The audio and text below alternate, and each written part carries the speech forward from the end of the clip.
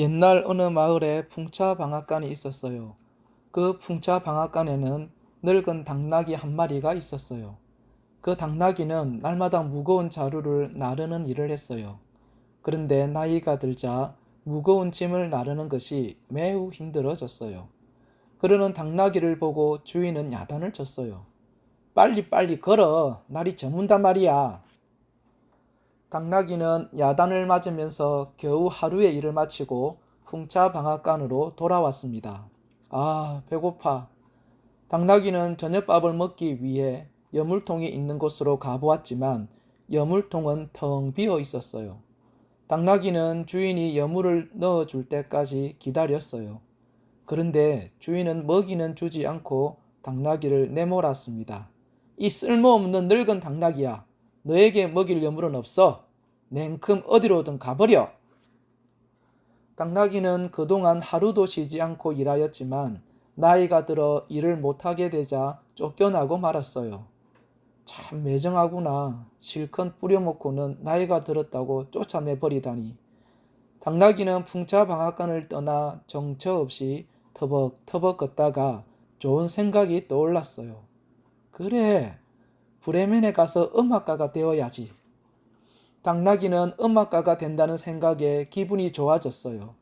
당나귀는 브레멘을 향하여 걸어가다가 늙은 개 한 마리를 만났어요. 개는 힘없이 웅크리고 앉아 있었어요. 어디가 아프세요?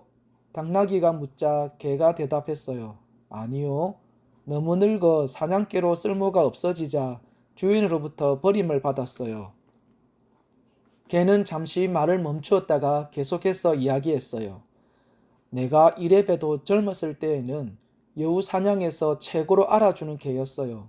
그런데 오늘 여우를 잡으려다가 여우에게 물리자 주인이 화를 냈어요. 그래서 도망쳐 나왔어요. 정말 지독한 주인이군요. 당나귀는 자기와 신세가 같은 개의 이야기를 듣고 눈물을 흘렸어요.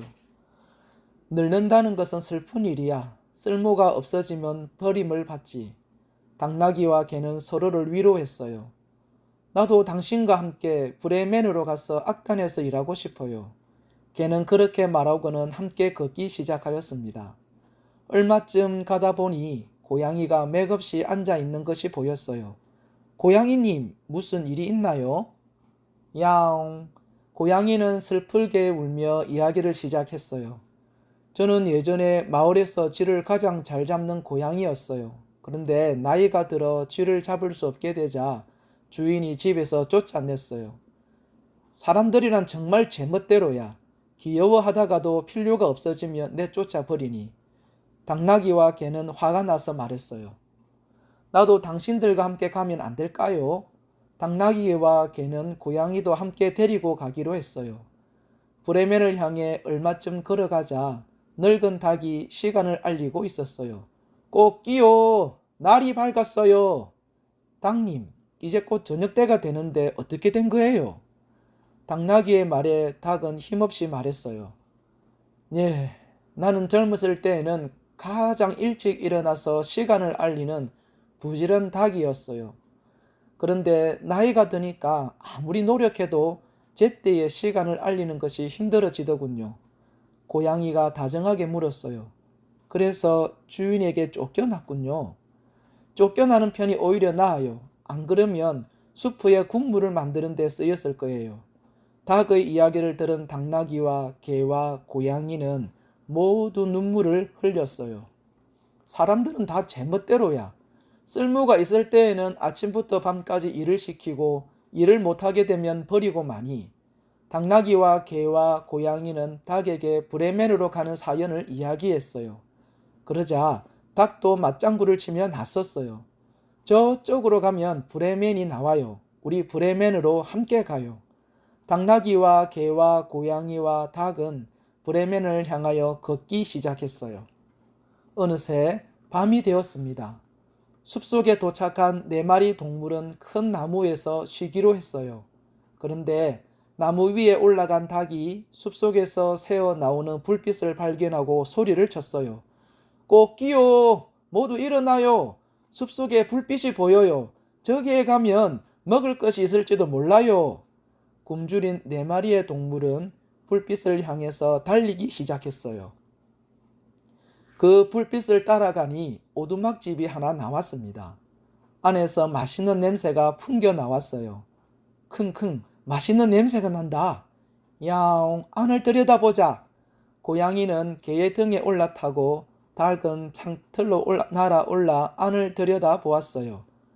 으아, 큰일 났다. 방 안을 들여다본 당나귀와 고양이와 닭이 소리쳤습니다.